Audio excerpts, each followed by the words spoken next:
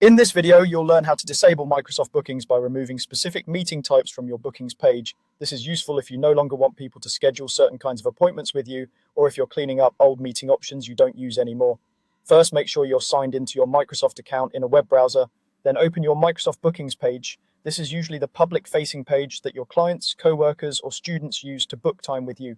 You might have it saved as a bookmark, or you may access it from within your Microsoft 365 apps. However you get there, the page you want to see is the one that lists your available services or meeting types, each one shown as its own card. Once your bookings page is open, take a moment to look over the different meeting cards. Each card represents a booking option that people can choose, such as a short check-in, a consultation, or a training session. If your goal is to disable bookings entirely for now, one way to do that is to remove all the active meeting cards so there's nothing left for people to schedule. If you only want to stop a specific kind of meeting, then you'll just focus on that one card. Find the meeting card you want to remove. For example, you might see something like a 15-min sync or initial consultation card. Move your mouse over that card and look for the three dots icon, also called the More Options menu. This is usually located in the corner of the card and can sometimes be a bit subtle, so make sure your mouse is actually on the card for it to appear clearly. Click on the three dots. A small menu will appear with a few choices related to that meeting type. From that menu, select Delete.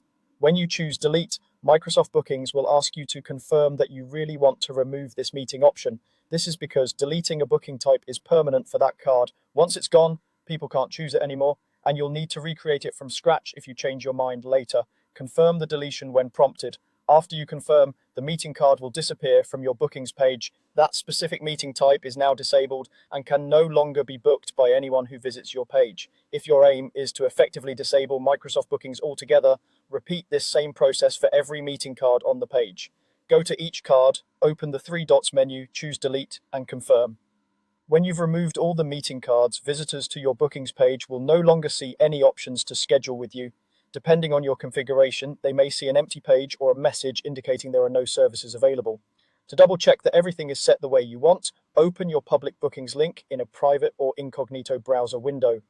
This lets you see the page as others would see it without any admin view. If you've deleted all the relevant meeting cards, there should be nothing left to book. That's all you need to do to disable meeting options in Microsoft Bookings by removing them from your bookings page.